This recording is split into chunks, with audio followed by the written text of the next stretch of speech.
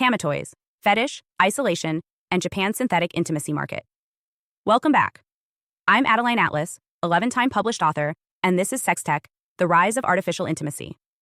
In today's final special feature, we're looking at a company that rarely makes Western headlines but plays an outsized role in the synthetic intimacy market, Tamatoys. Based in Japan, Tamatoys has made a name for itself by producing some of the most provocative, extreme, and fetish-centric adult products in the world. But this isn't just about shock value.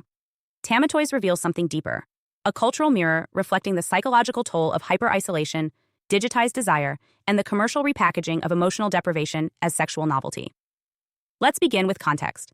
Japan has long been seen as a cultural bellwether for technologically advanced societies.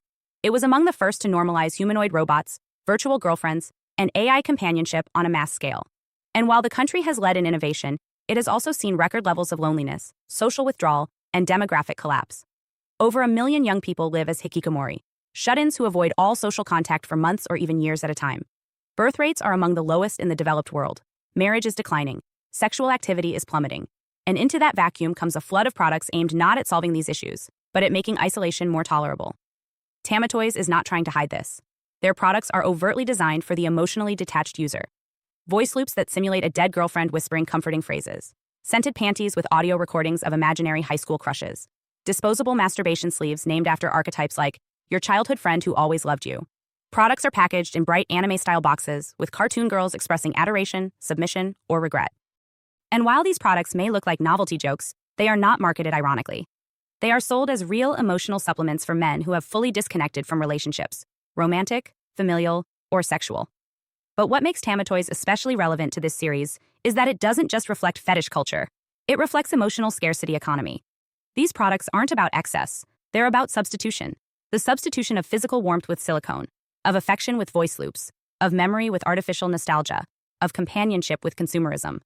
And the deeper tragedy is that for many, these products are not fantasy, they're medicine. Temporary comfort for an untreated wound. We're not talking about people with thriving relationships using these toys for fun. We're talking about millions of men who no longer believe they're worthy of being loved in the real world, who've internalized rejection, failure, or trauma so deeply that they turn to audio files of imaginary girlfriends because real vulnerability feels impossible. This is not just a Japan issue. This is a human issue. And Tamatoys is just the canary in the coal mine. Let's examine what these products actually offer. Many come with pre-recorded scripts written by teams of female voice actors who are hired to whisper phrases like, "I missed you today," "You're my only one," or "Please don't cry, I'll never leave you." These are not sexual scripts, they're emotional bandages. The content simulates intimacy without requiring any interaction. Some toys include modules that mimic apology or remorse. Others simulate praise. Many include triggers designed to match loneliness cues, like ambient breathing sounds, heartbeat simulators, or pre-sleep phrases of reassurance. These are not just sex toys, they're emotional prosthetics, tools designed to simulate what it feels like to be needed, desired, and remembered. And the fact that there's a mass market for this tells us something disturbing about where society is headed. In a culture where touch is rare, eye contact is difficult, and real-time intimacy feels threatening, the alternative becomes something programmable. And once that alternative is normalized, real connection becomes not just difficult, it becomes obsolete. What does this mean for the human psyche? Studies on loneliness show that it has the same long-term health effects as smoking 15 cigarettes a day. Chronic emotional deprivation literally rewires the brain, increasing cortisol, weakening the immune system, and distorting cognitive functions related to trust and social recognition. And into that vulnerable psychological terrain, companies like Tamatoys arrive, not to heal, but to capitalize. They don't ask, "Why are you alone?" They ask, "What fantasy will keep you from noticing?" The branding is telling. Products are advertised as being for men who've given up, for the lonely salaryman, for those who miss her but never had her. This isn't satire, it's surrender. A resignation that real love is too difficult, too risky, or too rare. That what once required 2 people and years of trust can now be purchased, unboxed, and used in silence. Of course, critics laugh. It's just a toy company. But that misses the point. Tamatoys is a cultural thermometer. It reveals the emotional temperature of modern masculinity in a society where human intimacy is collapsing. And while the West isn't quite there yet, we're heading in the same direction, rapidly. With rising porn addiction, declining dating rates, and mass sexual dysfunction in men under 30, we're seeing the same patterns emerge. Disengagement, withdrawal, and the substitution of real affection for synthetic proxies. Tamatoys' rise isn't about perversion, it's about coping. Coping with rejection, isolation, emasculation, and grief.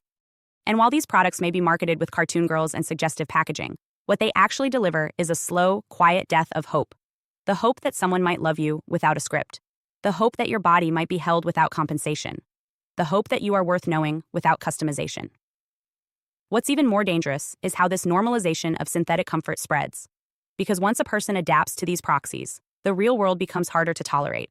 A real partner is no longer soothing enough. A real relationship requires too much emotional risk. And eventually, the user stops believing in the possibility of real intimacy altogether.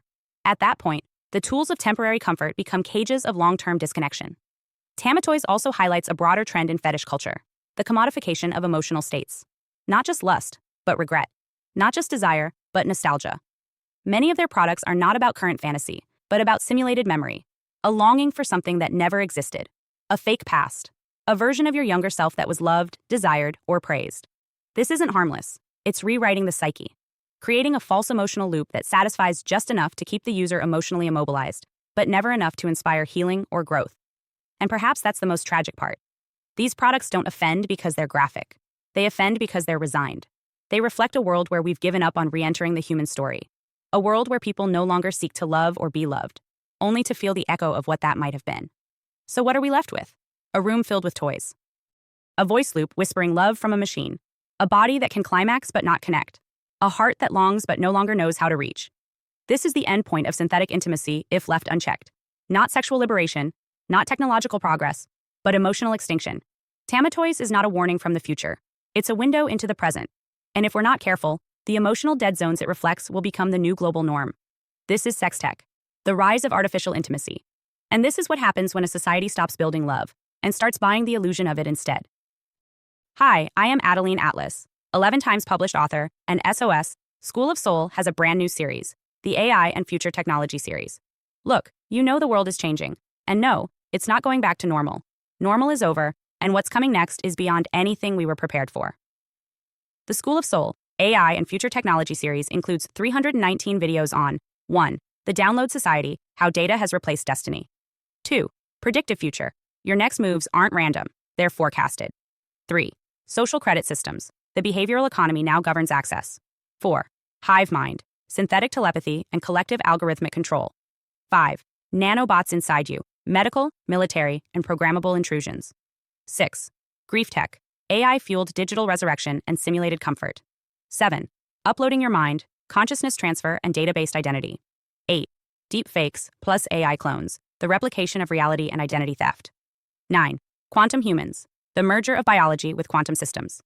10. Digital afterlife, where your data goes when you die. 11. Resurrection science, reviving life through synthetic methods. 12. Immortal science, the end of death as we know it. 13. Longevity science, gene editing, anti-aging, and bio-upgrades. 14. Designer babies, engineered perfection before birth. 15. Artificial wombs, birth decoupled from the female body. 16. 3D printing, printing organs, limbs, and even humans. 17. The humanoid era, the rise of synthetic beings among us. 18. Legacy humans, the slow phase-out of unmodified analog people. 19. Smart cities, algorithmic environments that watch and decide. 20. Cloud-based societies, citizenship without borders or bodies. 21. Hackable humans, emotion, memory, and behavior under code. 22. Biometric scanning, your body is your password and your prison. 23.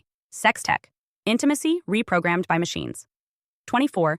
Extinction of gender, fluidity, deletion, and design of identity. Every topic is fully explored with real-world technologies, patents, case studies, ethical analysis, and future forecasts. These aren't someday discussions. This is already happening. Join the SOS School of Soul Vault to overstand the future before it's implemented on you.